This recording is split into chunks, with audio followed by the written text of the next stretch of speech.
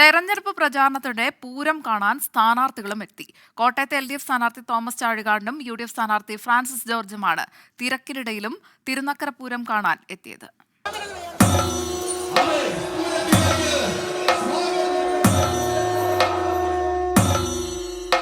കോട്ടയംകാരുടെ ആവേശമാണ് തിരുനക്കര പൂരം. എല്ലാ വർഷവും നഗരഹൃദയത്തിൽ നടക്കുന്ന ഉത്സവം കാണാൻ ഒഴുകിയെത്തുന്നത് പതിനായിരങ്ങൾ. ഇത്തവണയും പൂരത്തിന് ആവേശം ഒട്ടും ചോർന്നില്ല.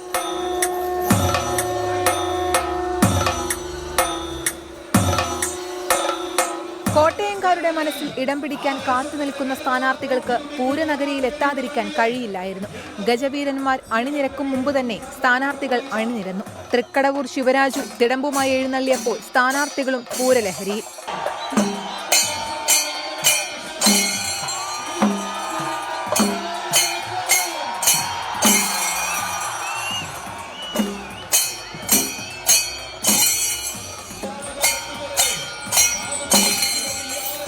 ആനകളോടുള്ള സ്നേഹത്തെക്കുറിച്ചും പൂരം കണ്ടതിന്റെ സന്തോഷത്തെക്കുറിച്ചും തോമസ് ചാഴിക്കാടനും ഫ്രാൻസിസ് ജോർജും വാചാലരായി.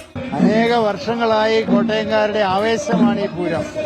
അത് ഓരോ വർഷവും കൂടുതൽ ആളുകൾ പങ്കാളികളാകുക.